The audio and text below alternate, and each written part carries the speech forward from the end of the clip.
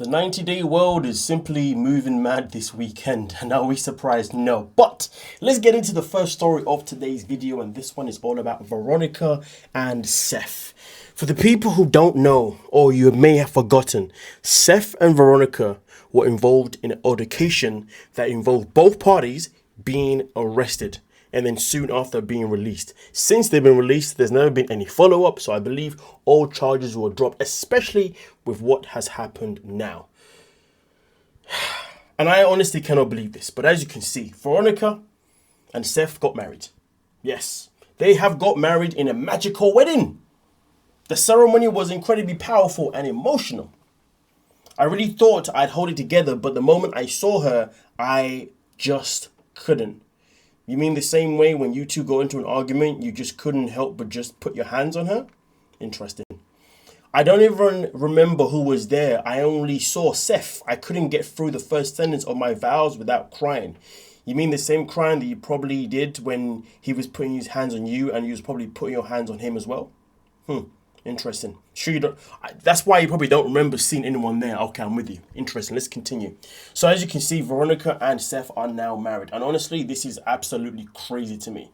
Veronica Rodriguez and her husband Seth gave us an exclusive look into their fairy tale wedding. Fairy tale wedding. Listen, ladies and gentlemen, I'll keep this one very, very simple, okay?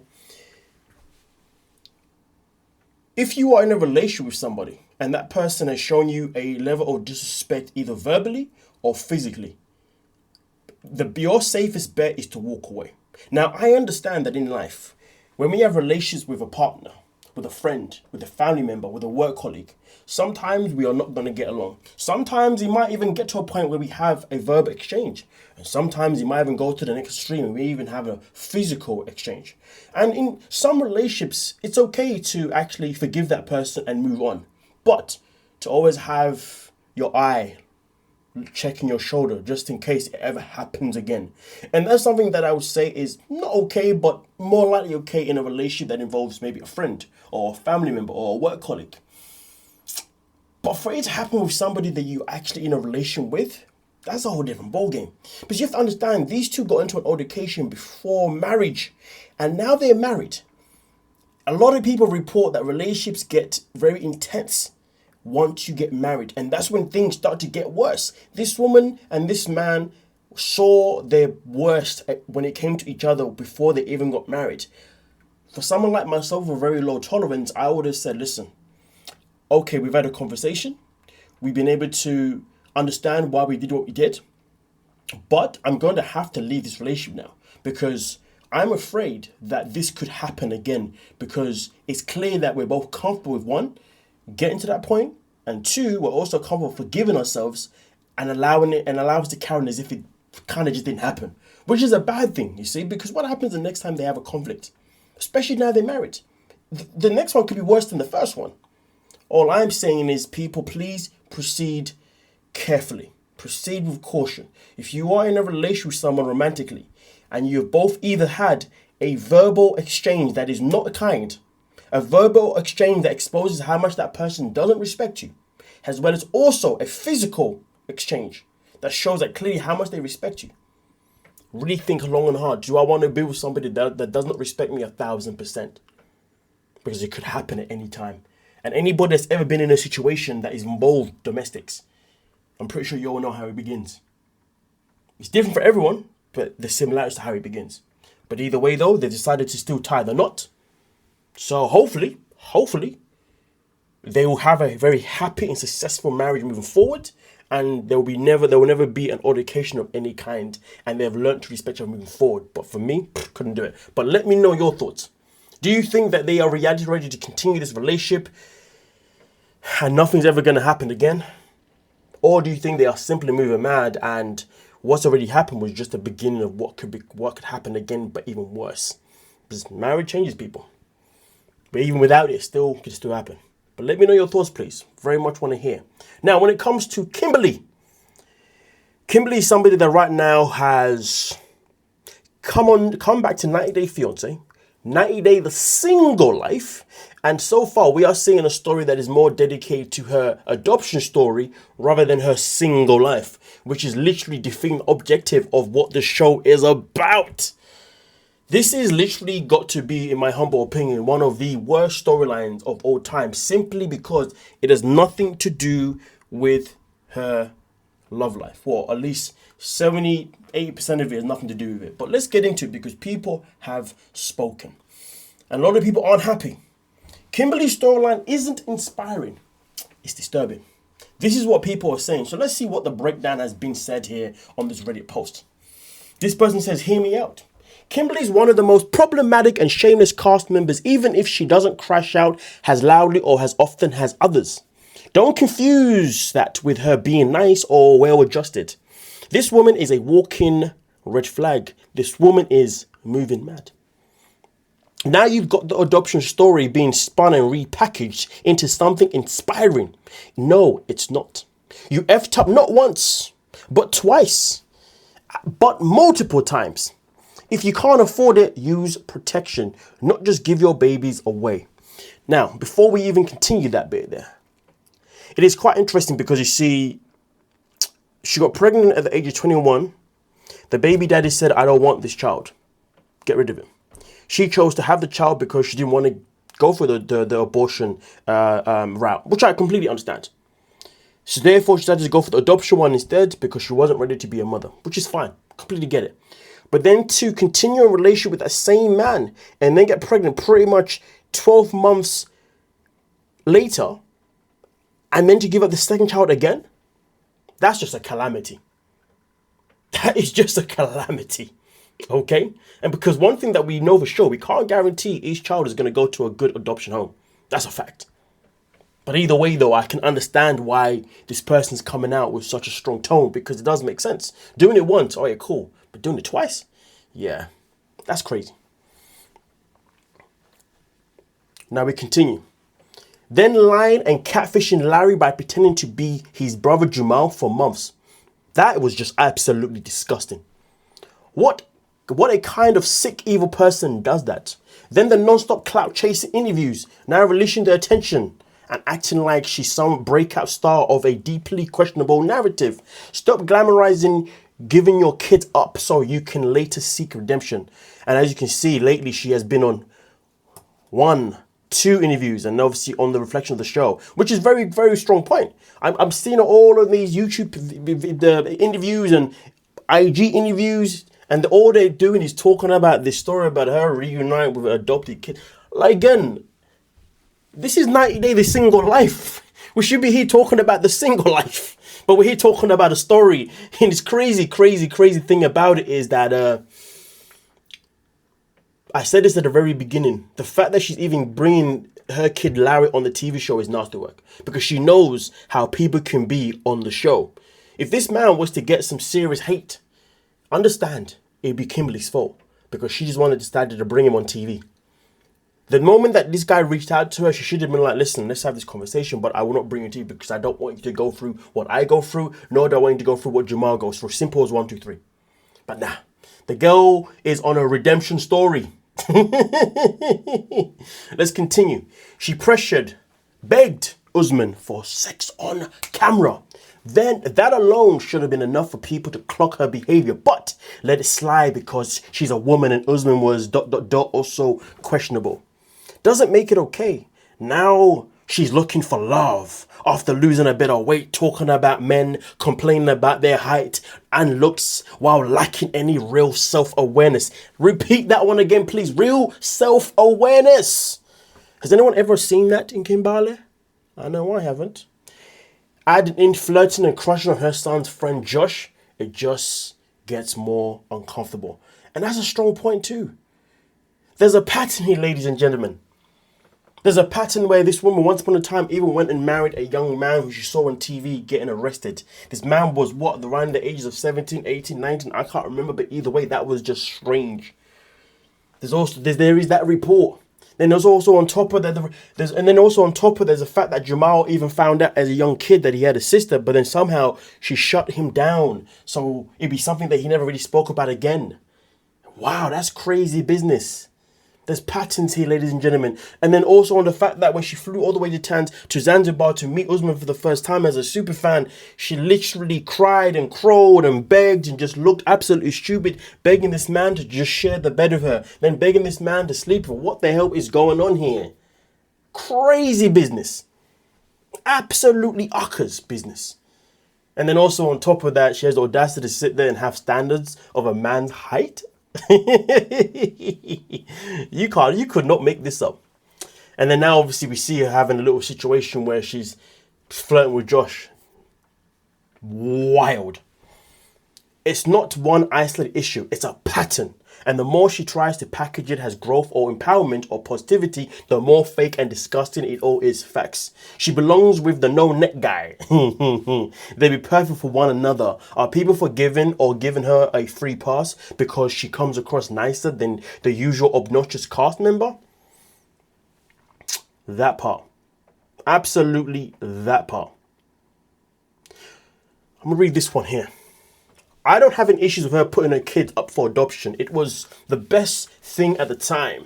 Like I said before, doing it the first one makes sense, but then sleeping with the same guy again and getting pregnant with the same guy that told you didn't want kids with you the first time, that's fully on her by that moment in time. I'd never shame anyone for that. I'm adopted and found my bio mom and have a half brother out there.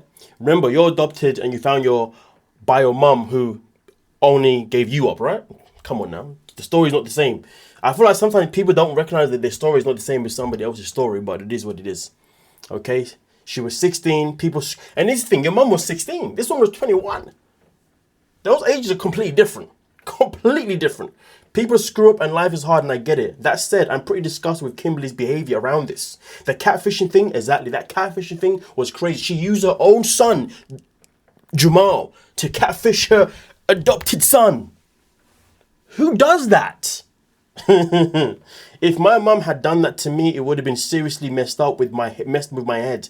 I also feel like she's bringing these events to stay relevant on the show, which is just an unbelievably bad idea at clout chasing.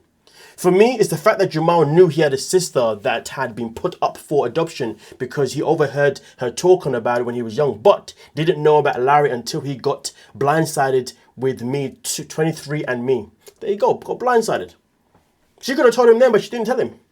If he already knows he had one sibling who was given for adoption, why wouldn't you just tell him about the other one too? Exactly. She let Jamal live 30 plus years. I don't think Jamal's 30 just yet, but you know, it is what it is. Now she's met him and had a semi-relationship with Larry for months. His kids have a special grandma adjustment named for her, and yet she still hadn't told Larry that he had a sister too. Exactly, because she believes withholding the truth is the best thing ever. There is something deeply unwell with that woman. The way she has lied to her and misled her sons repeatedly, casually, constantly. That part. I know giving up kids for adoption is very difficult, but she had so many chances where a reasonable person would have just come clean. There's something wrong with her, and it's sad to see. I hope she heals, but it doesn't seem likely. So that brings me to my simple question. Bullseye. Absolutely bullseye. Which brings me to my question. Do you think Kimberly will ever be reality ready to recognize that she needs to start being accountable for her actions rather than continuously moving mad and always portraying herself as the victim to her own actions? Because one thing that I definitely have not liked about watching her this season is that she tries to play as if she's the victim. When she told Larry that Larry had a sister, the way she told him on the basis of the fact that she was the victim and Larry was not. She told him as if she was the victim but the sister was not. Huh? Your children are the victim in the story. To be fair, the story doesn't even need to have victims, to be fair. It's just a story. Not every story needs a victim. It could just be a case of, listen, I gave you up, but I also gave up someone else. That's it. There's no victims. This is just what happened. I made my choices because of these reasons, and that's it. I made those choices, and it is what it is. Let's try and build or whatever. Do you know what I mean? Say things with your chest. But nah, always going to be a victim. So do you think she'll ever be reality ready? Or do you think she'll always be moving mad? Please do let me know. And now we're going to move on to the next one. Yes, we're back again with Birkan. Or shall I say he's now got a new name. Obviously, his name is Birkan, but then people started calling him Birkan.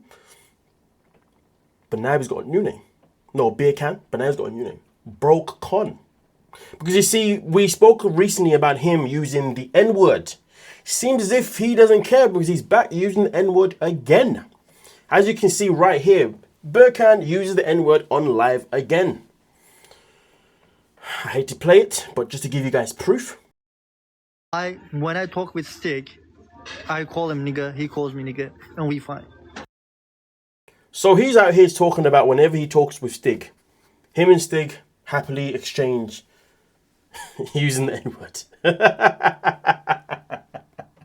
You know what, before I even go into my own explanation, it says here, Broken used the N-word on live again and says that him and Stig called each other it because it gave him a pass, all while contradicting himself, saying he used it as a defense when he was attacked. Broken is trash.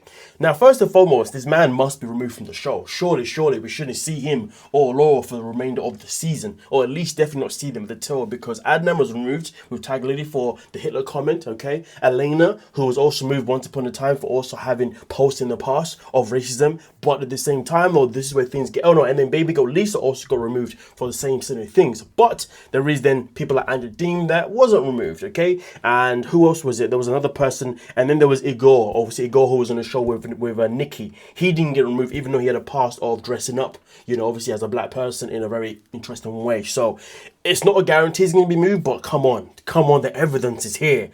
What are we doing, TLC? But the interesting thing is though, he sits there and he says that Stig gave him the pass. I am sick and tired of this whole thing called the pass. First and foremost, the N-word should not be used by anybody regardless of what race you are. My opinion. Strong opinion. Why? Because I'd be damned if I'm going to live the life that I live now, disrespecting my ancestors who went through what they went through for me to be where I am at today, where I can make a YouTube page, have you lovely folks watch me, have you lovely folks hype the video, have you lovely folks like the video, have you lovely folks subscribe to the video. Come on now. For me to sit there and say, you know what? I'm now going to take a word that was used against you in the most meanest way possible and say that I now own it and I can now say it along my own people. But if somebody who's not my person says it, I'm going to have a problem.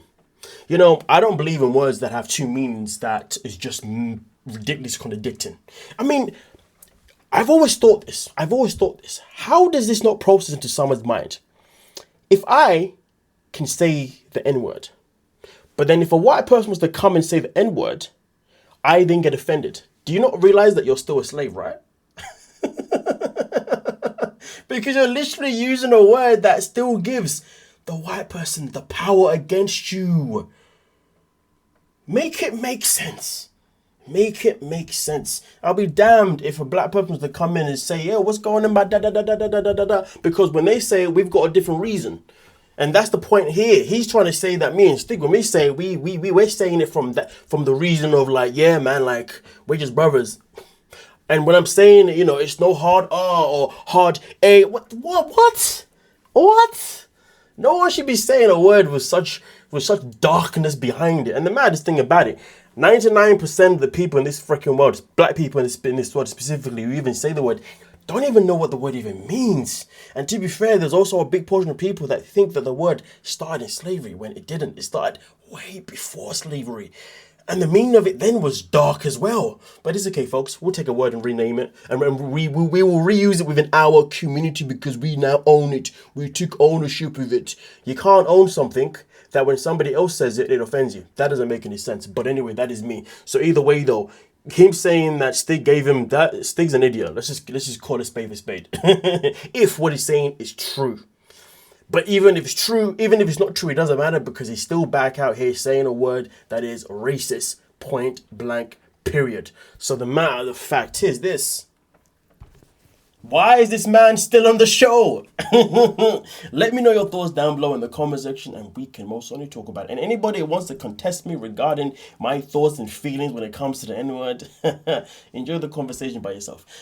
Don't forget to like and subscribe and hype the video. Thank you so much for your time.